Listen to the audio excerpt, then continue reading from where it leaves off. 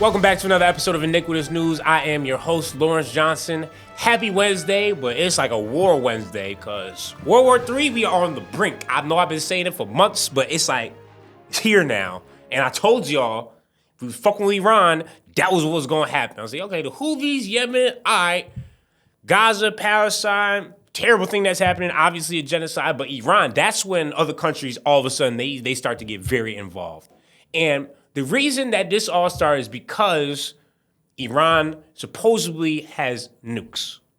Now, we all know that's cap, but let's just take a look back in history of how many times Netanyahu has said this line. The deadline for attaining this goal is getting extremely close. And Iran, by the way, is also outpacing Iraq in the development of ballistic missile systems that they hope will reach the eastern seaboard of the United States within 15 years.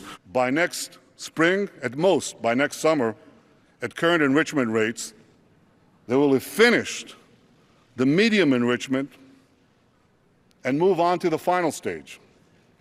From there, it's only a few months, possibly a few weeks, before they get enough enriched uranium for the first bomb. The foremost sponsor of global terrorism could be weeks away from having enough enriched uranium for an entire arsenal of nuclear weapons.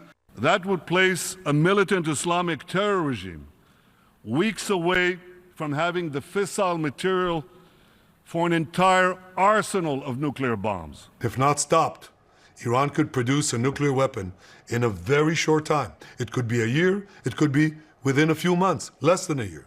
So since before I was fucking born, my dude has been saying Iran will soon have weapons of mass destruction and use them against us and Israel. It's just like, well, I guess you just finally got the right Trump president that you have enough shit on that he's going to listen to you.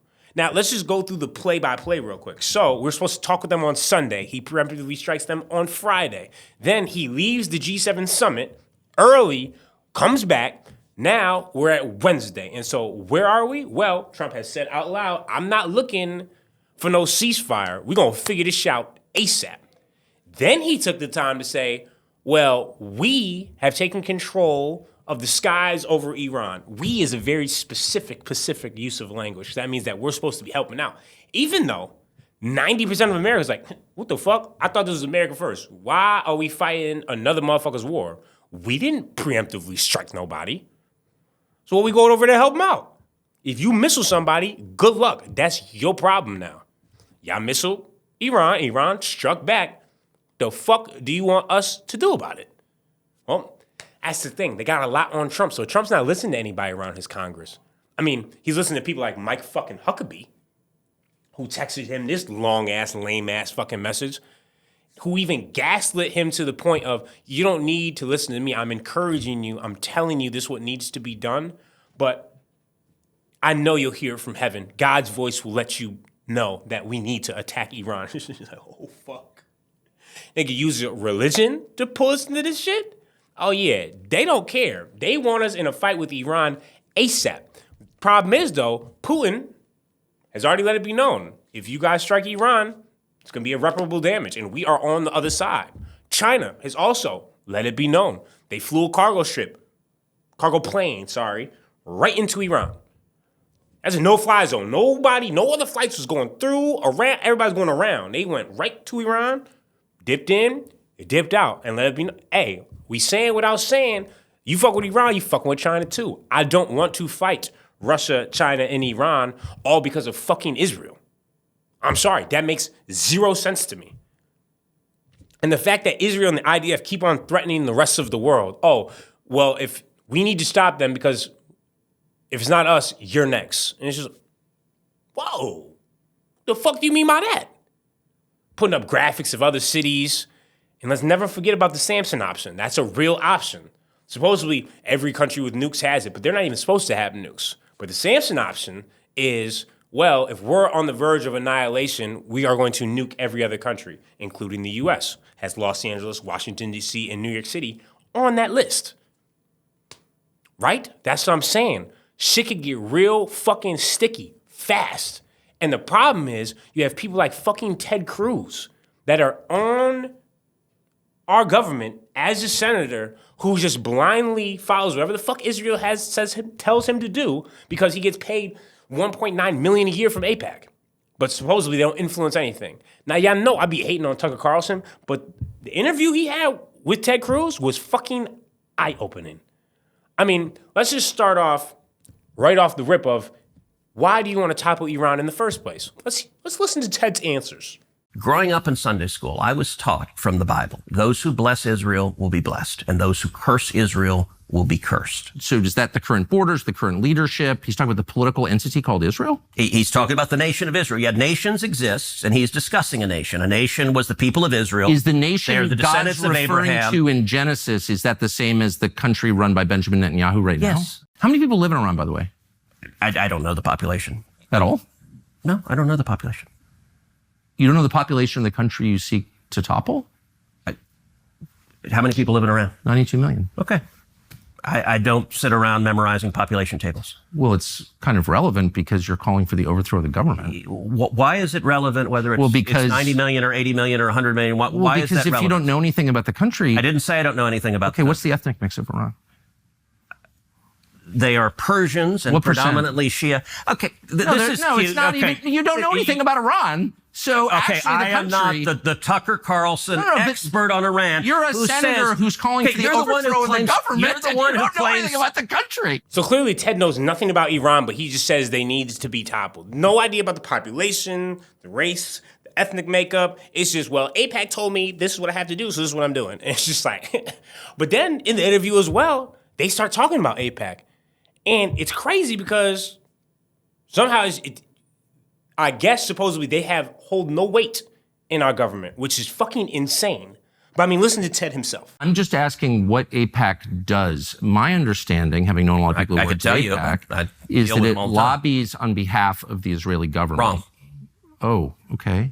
It's When objectively was the wrong. last time AIPAC took a position that deviated from Prime Minister Netanyahu? All the time. Name one. Okay. Let me go back and give a little history. If you want to do a deep dive on AIPAC, I don't. I want to do a shallow dive that gets... No, I'm not going to do a simple... I want to get to the core question. AIPAC is lobbying for a foreign government. And I don't... It's not. No. It's lobbying for the United States. It is lobbying for a strong U.S.-Israeli relationship. Okay. And it's not has nothing to do with the foreign government. It wants America and Israel to be closely allied. Okay. But it's lobbying on behalf of the interests of another country. So that's not true at all. And if It's not true. No. How much contact do you think AIPAC leaders have with the government of Israel? No idea. I Any, imagine do you think? some. I think the government of Israel is often frustrated with AIPAC Do you because think there's AIPAC's not nearly strong enough. Do you think there's any coordination between the government of Israel and AIPAC?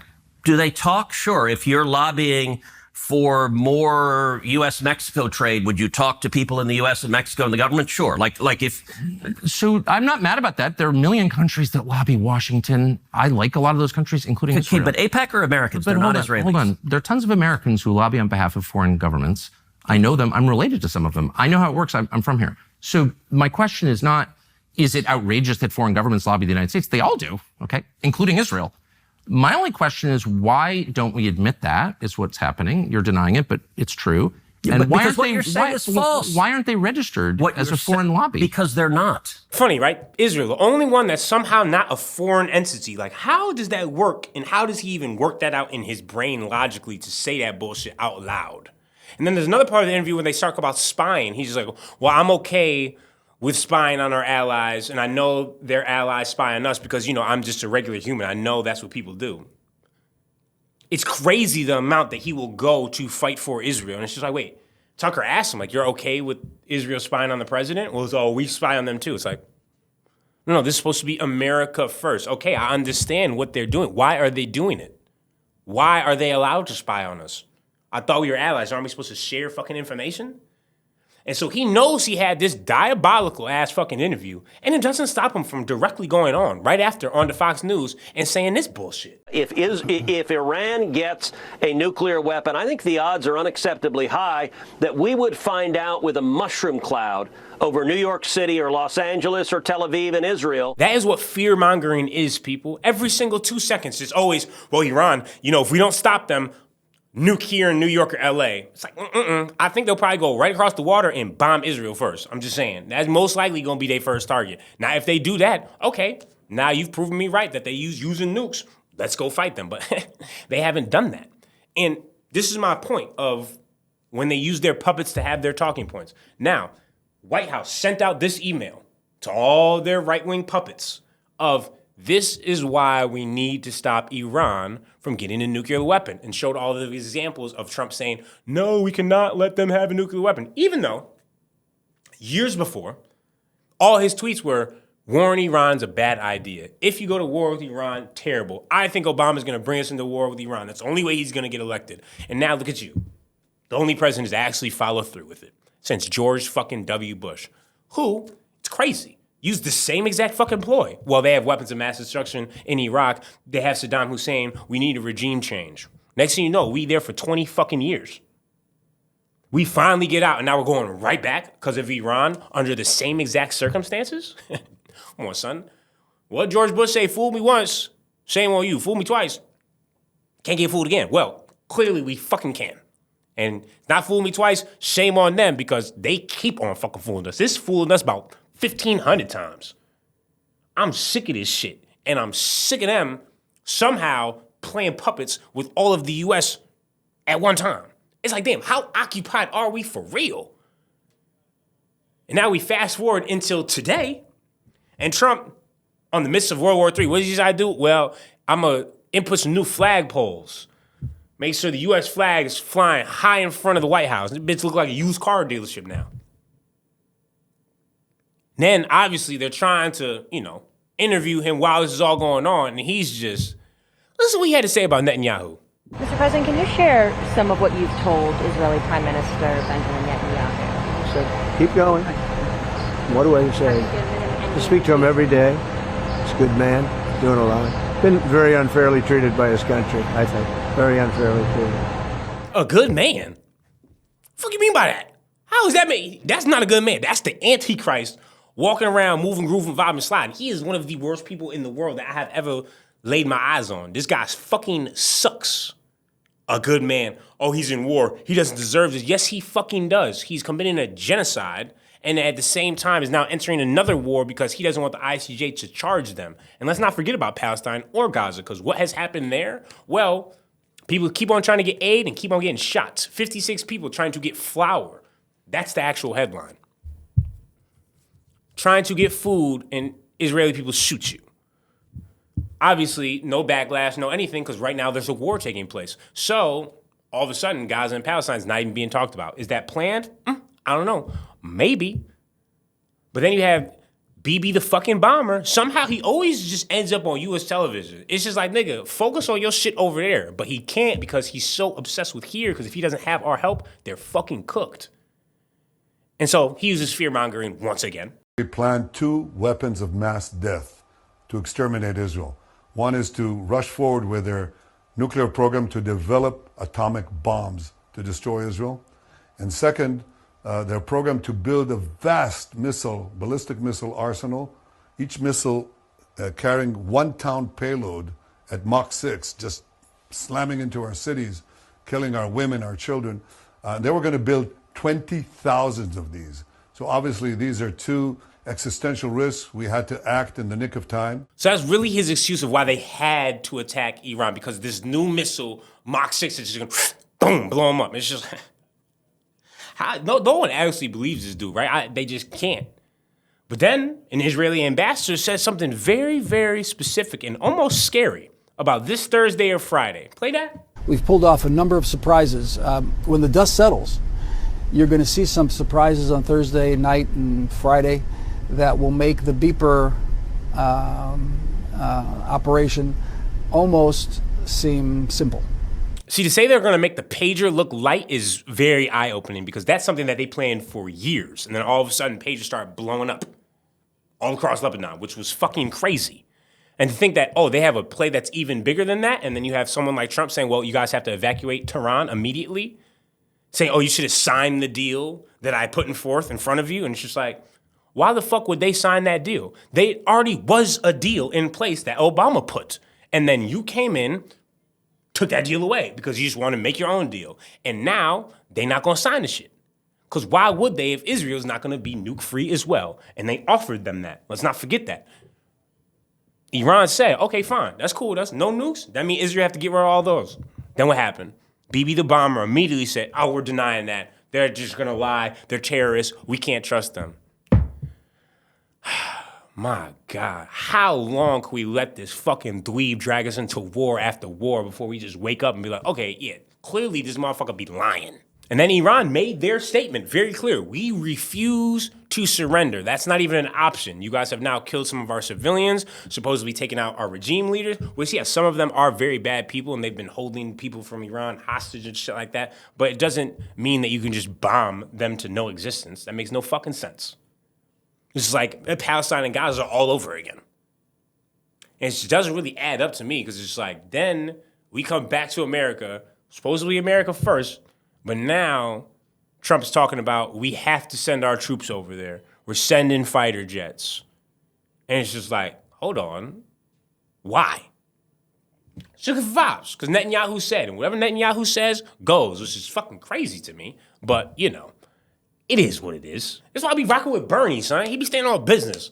He at least keep it a buck. He is getting a little bit too old, but it's like, at least he knows it's like, this is not our war. This is not have anything to do with America.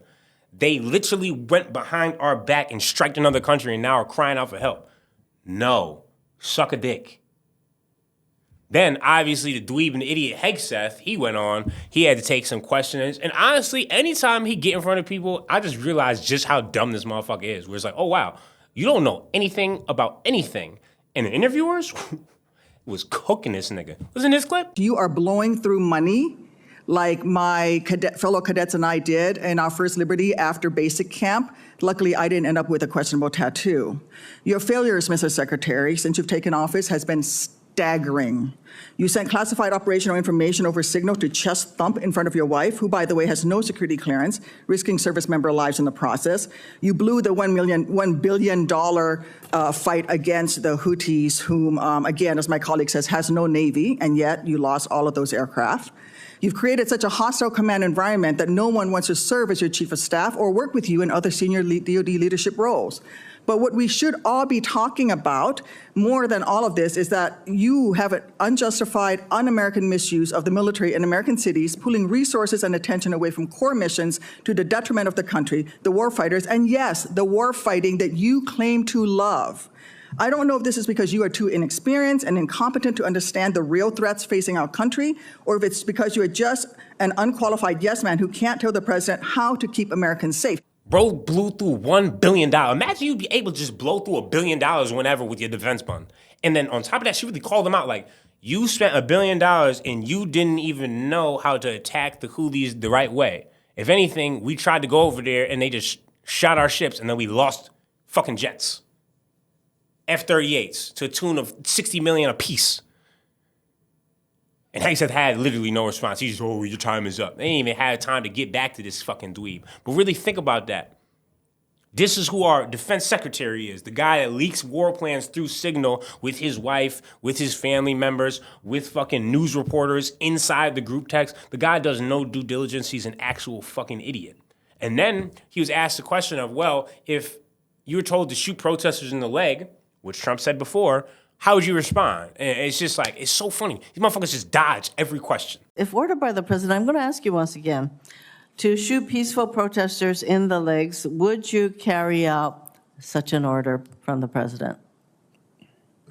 Senator, as I've said before, of course, I reject the premise of your question and the characterization that I would be given or are given unlawful orders. It's all meant to attempt to smear the commander-in-chief, and I won't fall for it. Considering that the president in his first term actually ordered such a thing, it is not a premise that you can reject. He can order, do the same thing. Of course he would shoot them in the leg. I think we all know that. But this is what's crazy is if you don't do some dick sucking shit like this, then you get fired. Like this Colonel McCormack. What did he do? Well, they found out that he spoke against Israel. He called them a death cult. All of a sudden, fired. Freedom of speech is not a real thing, people, especially when you're in the government. If you speak out against our greatest ally, a.k.a. the fucking worst people in the world, Zionists, Israel, Netanyahu, then somehow you get fired from your job. Oh, you already know. Oh, that's anti-Semitic. No. He said Israel. He didn't say nothing about Jewish people. We all love Jewish people. We're finding out that Zionists somehow have got the rest of the Jewish religion in a stranglehold and just like, no. We just need to use this when we need to use this as our excuse to do what we have to do. Bro got fired after being a great colonel for who knows how long. Yeah, that's the world we living in, people. Shit is crazy, son. Moving along to What to Watch Wednesdays. You already know. I've been tuned in to some new shit, some great shit. It's called Survivors on Netflix. Limited series. I don't know what it's based off of, but it's definitely like in Australia, I'm pretty sure. But like murder mystery type vibe / like thriller. You don't know what's really going on. Great acting. Had me hooked where I was just like, all right, hold on. Who did what and why and how and what the fuck happened? And most of the time I could figure shit out early. I couldn't figure shit out early. I was like, oh shit, like, damn, it finally came all together once all the way at the end where I was like, oh wait, damn, there it go. Now I get it. And this is Netflix. You know, Netflix be hit or miss. Somehow they always in the fucking top 10. Anytime Netflix drops something new, it's in the top 10 for at least a little bit until it obviously automatically falls out because it's just like, wow, how'd y'all even do that? Like, is it just botted or are you guys allowed to just put whatever you want in the top 10? But moving on to something else that's top 10, I don't know, I had a Netflix binge this weekend, was Dept Q, Elites. That's kind of like Sherlock Holmes X, you know what I mean? Where it's just like, oh, not Sherlock Holmes X-esque. You know what I mean? Where it's like, oh, kind of that type of vibe. Another murder mystery / I think it was the writers of Queen Gambit. So if you like those writers, this shit is a hit. But nah, for real. Overall, very good show. And it's like witty, pretty funny. And I love the whole murder mystery and kind of figure out, okay, who did what, when. I was like, oh, damn, I'm locked the fuck in. But yeah, Survivors, Dept Q. Whichever one you want to start, you should start it this week, though. When you bored, chilling, vibing, sliding, turn that motherfucker on. Appreciate you tuning in to another episode of Iniquitous News. Don't forget to hate and subscribe. I'll be back like Cook Crack on Friday. Hopefully, all hell doesn't break loose and World War III is not officially underway. But right now, we are on the brink, and I tried to tell y'all. See you Friday. I'm out. You've just tuned in to another edition of Iniquitous News Network with Lawrence Johnson. Don't forget to hate and subscribe.